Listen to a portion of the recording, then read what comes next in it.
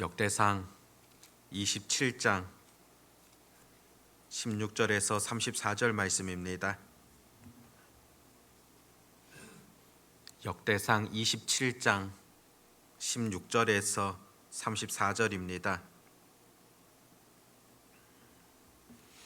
우리 같이 하나님의 말씀을 읽도록 하겠습니다. 이스라엘 지파를 관할하는 자는 이러하니라.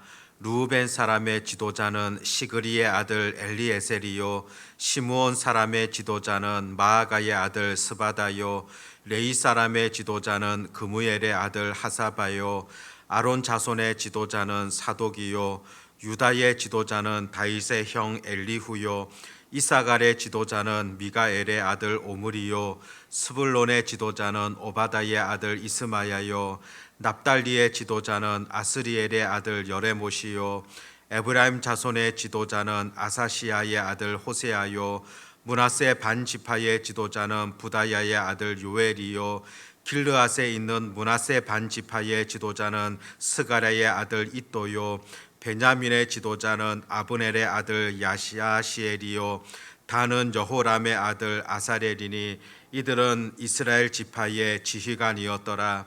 이스라엘 사람의 20세 이하의 수요는 다윗이 조사하지 아니하였으니 이런 여호와께서 전에 말씀하시기를 이스라엘 사람을 하늘의 별같이 많게 하리라 하셨습니다. 수레야의 아들 요압이 조사하기를 시작하고 끝내지도 못해서 그 일로 말미암아 진노가 이스라엘에게 임한지라. 그 수요를 다윗 왕의 역대 지략에 기록하지 아니하였더라. 아리에의 아들 이스마엘은 왕의 곡간을 맡았고 우시아의 아들 요나단은 밭과 성읍과 마을과 망대의 곡간을 맡았고 글룹의 아들 에스라는 밭가는 농민을 거느렸고 라마 사람 시므이는 포도원을 맡았고 스밤 사람 삽디는 포도원의 소산 포도주 곡간을 맡았고 게델 사람 바알 하나는 평야의 감람나무와 뽕나무를 맡았고 요아스는 기름 곡간을 맡았고 사론 사람 시므레는 사론에서 먹이는 솥대를 맡았고 아들레의 아들 사밧은 골짜기에 있는 솥대를 맡았고 이스라엘 사람 오빌은 낙타를 맡았고 베로노 사람 예드야는 나귀를 맡았고 하갈 사람 야시스는 양떼를 맡았으니 다윗 왕의 제산을 맡은 자들이 이러하였더라. 다윗의 숙부 요나단은 지혜가 있어서 모사가 되며 서기관도 되었고 학모니의 아들 여히엘은 왕자들의 수종자가 되었고 아이도벳은 왕의 모사가 되었고 아렉 사람 후세는 왕의 벗이 되었고 분하야의 아들 여호야다와 아비아달은 아이도벨의 뒤를 이었고 요압은 왕의 군대 지휘관이 되었더라. 아멘. 지난 본문에 보면은 다윗 왕이 성전을 비롯한 여러 예배 조직들을 정비하는 그런 모습을 보게 되어집니다. 또 오늘 바로 본문 앞선 내용을 보면 군대 조직들도 또 정비하게 되어지는 그런 내용이 기록되었는데 오늘 본문 속에서는 여러 행정 조직들을 또 정비하는 그런 내용들이 나타나는 것을 보게 됩니다. 각 지파의 그 지도자들을 세우게 되어지는 그런 말씀인데 오늘 17절 말씀부터 보면은 각각의 지파별로 지도자들을 세우는 그런 모습, 그 이름들이 나타나는 것을 보게 됩니다. 그런데 그 12지파 가운데 그 10지파 같은 경우에는 그 지파의 한 사람의 지도자를 세우지만은 그 지파 가운데 두 사람을 세우는 그런 지파가 있는데 바로 므낫세 지파, 므낫세 반지파의 한 사람씩 그렇게 세우게 되어집니다. 물론 이들이 살던 지역 자체가 다르다 보니까 또 므낫세 반의 한 사람, 또 다른 므낫세 반지파의 또 한 지도자를 세우는 그런 내용이 기록됩니다. 그런데 17절에 보면 레이 사람의 지도자는 그무엘의 아들 하사바요, 아론 자손의 지도자는 사독이요. 아론 자손도 레이 지파입니다. 이렇듯 레이 지파에도 또 두 사람의 지도자를 세우는 그런 내용을 보게 되어지는데 특별히 아론 자손 같은 경우에는 제사장 가문입니다. 그래서 제사장 가문의 한 지도자를 세우게 되고 또 다른 레위 지파에 또 다른 지도자를 세웠다, 그렇게 볼 수 있을 것 같습니다. 그런데 본문을 주의 깊게 살펴보면은 그 지도자를 세우면서 누구의 아들 누구다, 그렇게 대체적으로 표현하고 있는데 두 사람은 좀 다르게 기록한 것을 보게 됩니다. 17절에 보면 레위 사람의 지도자는 그무엘의 아들 하사바요, 아론 자손의 지도자는 사독이요. 사독 같은 경우에는 누구의 아들이라 그렇게 소개하고 있지 않음을 보게 됩니다. 또 18절에 유다의 지도자는 다윗의 형 엘리후요. 엘리후 같은 경우에도 누구의 아들이라 그렇게 표현한 것이 아니라 다윗의 형이라고 그렇게 기록한 것을 보게 됩니다. 왜 이 두 사람 같은 경우에는 누구의 아들이라 그렇게 기록하지 않았겠습니까? 한번 예를 들어 생각해 봅시다. 어떤 삼형제가 있습니다. 삼형제 가운데 둘째가 대통령이라고 생각해 보십시오. 그 형을, 제일 큰 형을 소개할 때 대체적으로 어떻게 소개하겠습니까? 대통령의 형이다, 그렇게 소개할 겁니다. 막내를 소개할 때는 어떻게 하겠습니까? 큰형 이름을 들면서 그의 동생이다 말하기보다는 대통령의 동생이다, 그렇게 말할 수 있을 겁니다. 일반적으로 사람을 소개할 때 그냥 잘 알려진 인물을 중심으로 그렇게 소개하는 경우들이 많이 있을 겁니다. 우리 신약 성경에도 보면은 예수님의 십자가를 대신 지었던 구레네 사람 시몬에 대하여서 어떻게 소개를 합니까? 늘 일반적으로 보면은 누구의 아들 누구다 그렇게 소개하고 있지만은 이 구레네 시몬에 대하여서는 마가복음 15장 21절에 마침 알렉산더와 루포의 아버지인 구레네 사람 시몬이다, 그렇게 소개를 하고 있습니다.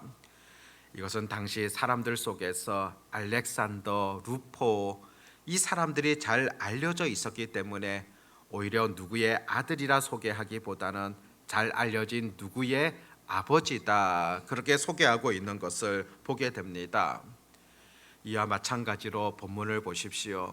사독에 대하여서는 누구의 아들이라 그렇게 소개하지 않아도 될 정도로 대제사장이었고 또 많은 사람이 알고 있었던 그런 인물입니다. 그렇기 때문에 그냥 사독이라 소개하였고, 엘리우 같은 경우에도 다윗의 형이다. 다윗이 얼마나 많이 알려져 있습니까? 그 당시 모든 사람들이 알고 있는 다윗이다 보니까 다윗의 형 엘리후다, 그렇게 소개하고 있는 것을 보게 됩니다. 23절에 보면 이스라엘 사람의 20세 이하의 수효는 다윗이 조사하지 아니하였으니, 20세 이하에 대하여서는 조사하지 않았다. 이것이 어떤 의미를 보여주고 있겠습니까? 두 가지 의미를 찾아볼 수 있는데, 하나는 20세 이상을 조사했다는 것은 특별히 전쟁에 나가 싸울 만한 그런 사람들, 특별히 인구 조사에 있어서는 군사력이 어느 정도 되는가, 그것을 조사하는 목적이 크다 보니까 20세 이하는 조사하지 않았다, 그렇게 볼 수 있습니다. 또 그뿐만이 아니라 오늘 이 23절 뒷부분에 보면 이는 여호와께서 전에 말씀하시기를 이스라엘 사람을 하늘의 별같이 많게 하리라 하셨습니다. 사실상 이 말씀을 근거로 볼 때는 셀 수 없을 정도로 많은 사람들이 있다 보니까, 많은 백성들이 생겨나다 보니까 20세 이상을 조사하였다, 또 그렇게도 살펴보게 되어집니다. 실제로 하늘의 별과 같게 할 것이다. 일찍이 하나님께서는 아브라함을 통하여서 그 이스라엘 백성들에게 복을 허락하시면서 말씀해 주셨던 그런 내용이지 않습니까? 창세기 15장 5절에 보면은 그를 이끌고 밖으로 나가 이르시되 하늘을 우러러 무별을 셀 수 있나 보라. 또 그에게 이르시되 내 자손이 이와 같으리라. 그 아브라함에게 주셨던 하나님의 약속의 말씀이고, 실제로 이 약속의 말씀이 하늘의 별과 같이 그 후손들이 많아졌다는 것을 오늘 이 본문 속에서도 기록하고 있는 것을 살펴보게 됩니다. 하나님은 그 약속하신 바 늘 이루어 가신다는 것을 우리가 성경 속에서 늘 발견할 수 있지 않습니까? 하나님께서 약속하신 그 구약의 말씀들 신약을 통하여서 이루어지게 되어졌고, 또 수없는 하나님의 그 말씀들이 사람들을 통하여서 온전히 이루어져 갔던 그런 과정들을 우리들은 성경 속에서 늘 보게 되어집니다. 민수기 23장 19절에도 보면 하나님은 사람이 아니시니 거짓말을 하지 않으시고 인생이 아니시니 후회가 없으시도다. 어찌 그 말씀하신 바를 행하지 않으시며 하신 말씀을 실행하지 아니하시라. 성경에 그 하나님께서 분명하게 말씀해 주십니다. 그 약속하신 것을 반드시 이루시겠다.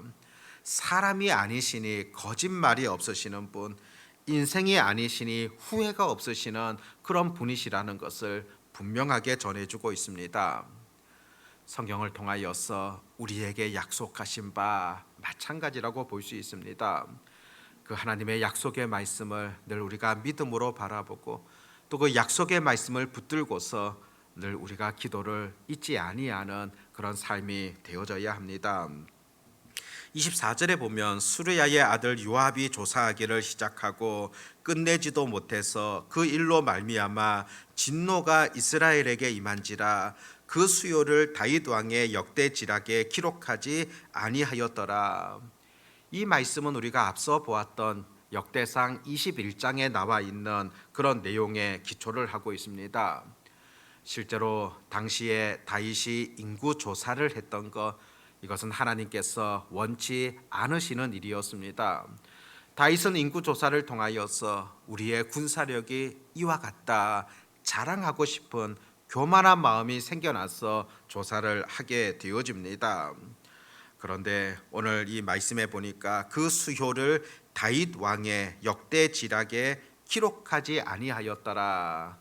어떤 의미겠습니까? 자랑하고 싶어서 이것을 조사를 했지만은 그가 깨닫게 되어집니다. 실제로 그 일을 통하여서 하나님의 징계를 받게 되어지고, 같은 내용을 기록하고 있는 사무엘하 24장에서는 하나님의 재앙을 통하여서 죽은 자가 7만에 달하였다, 그렇게 기록하고 있는 것을 보게 됩니다. 분명 하나님께서 원치 않으신다는 사실을 다윗은 깨닫게 되어져서 그 역대지락에 기록하지 아니하였다. 이 역대지락이라는 것은 왕실일지라고 볼 수가 있습니다. 자랑스럽게 조사를 내서 내가 통치할 때 이 정도의 군사력이 되어졌다, 그것을 기록하고 싶은 마음이 있었지만은 하나님께서 막으심을 통하여서 기록하지 아니하였다, 그렇게 오늘 본문에서 표현하고 있습니다. 실제로 다윗의 삶을 들여다보면은 물론 몇 차례 실수의 과정들은 있었지만은 하나님의 뜻을 깨달은 이후에는 늘 바꾸게 되는 그런 삶을 보고 있지 않습니까? 그가 오늘 이 인구 조사를 했을 때도 그렇고, 또 언약궤를 옮기는 과정 속에서도 첫 번째 실패하였을 때, 그런 분명하게 두 번째 옮길 때는 하나님의 말씀의 기준에 따라서 옮기는 것을 보게 됩니다. 밧세바를 범하였을 때도 나단 선지자의 책망 앞에서 그대로 하나님 앞에 회개하는 그런 내용들도 보게 되어집니다. 실수는 있지만은 하나님의 뜻을 깨달았다고 한다면은 바로 고치는 것, 바로 다윗의 삶이었고 오늘 우리들에게 요구하시는 그런 하나님의 말씀이지 않습니까? 하나님 앞에서 혹 우리가 잘못된 길들 때로 실수할 수 있을 겁니다. 그런데 더 중요한 것은 깨달았다고 한다면은 돌이킬 수 있는 것, 회개할 수 있고 바로 잡을 수 있는 것, 그런 삶의 자세가 필요하다는 것입니다.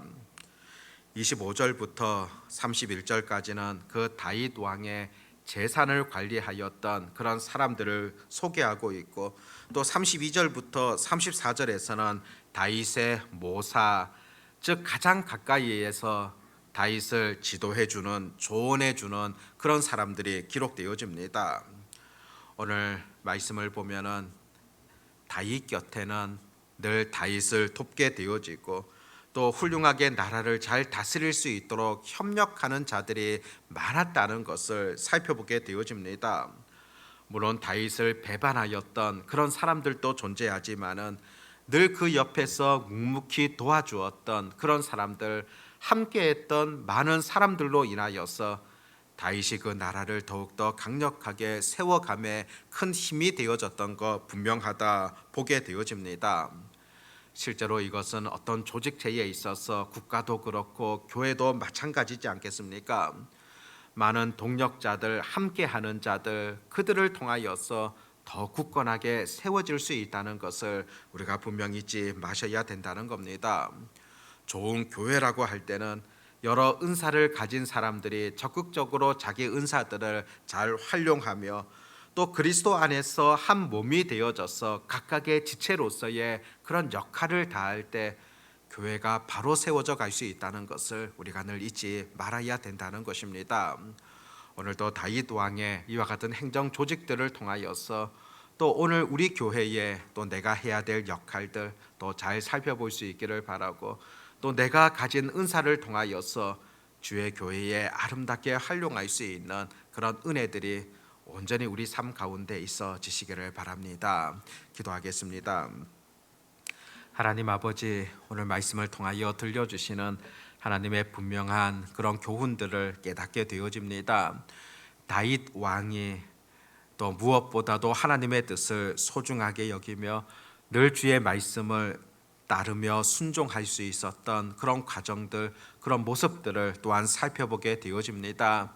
때로는 실수하고 또 잘못된 판단을 할 수 있었지만은 그럼에도 또 하나님의 뜻을 깨달은 이후에는 또 늘 말씀 앞에 순종함으로 나아가는, 또 회개로 나아갔던 그런 삶들을 바라보게 되어집니다. 오늘 우리의 삶 속에서도 이와 같은 용기, 늘 결단이 있게 하여 주시옵시고, 나의 고집, 내 생각을 쫓아가는 것 아니라 하나님의 뜻을 쫓아가며 그것을 바르게 깨달았을 때는 올바르게 순종함으로 나아가는 그런 은혜가 있게 해 주시기를 소망합니다. 다윗이 그 왕국을 견고하게 세워갈 수 있었던 것, 전적으로 하나님을 의지하게 되어지는 믿음뿐만이 아니라 그의 곁에서 도와주었던 많은 사람들을 통하여서 온전하게 이루어져 갔다는 것을 보게 되어집니다. 주의 교회가 든든하게 세워져 가기 위하여서 우리 모든 성도들이 각각의 지체로서의 그런 역할들을 다할 수 있도록 도와주시옵시고, 하나님께서 맡겨주신 그 사명이 어떤 것인가를 바르게 깨달으며 또 실천할 수 있는 그런 은혜가 있게 해 주시기를 간절히 원합니다. 아버지 하나님, 오늘 토요일 또 내일 거룩한 주일 주님 앞에 나와 예배하게 되어집니다. 늘 우리가 이 땅을 살아나가면서 어떤 것보다도 먼저는 하나님 앞에 온전한 예배자로 설 수 있도록 도와주시옵시고, 또 그 예배를 통하여서 하나님과 온전한 교제를 나눌 수 있는 그런 삶이 되게 하여 주시옵소서. 무엇보다도 준비된 예배를 드리게 하여 주시옵시고, 영과 진리로 드려지는 복된 예배 온전히 드리게 하여 주시기를 간절히 원합니다. 아버지 하나님, 오늘도 귀한 하루를 우리들에게 선물로 주셔서 감사를 드립니다. 코람데오의 그런 마음을 가지고 하나님 앞에서 모든 일들을 이루어 갈 수 있는 그런 능력, 은혜를 더해 주시옵소서. 전능하신 주님을 오늘도 기도할 때 성령의 놀라운 은혜를 더하여 주시옵소서. 예수님의 이름으로 기도드립니다. 아멘.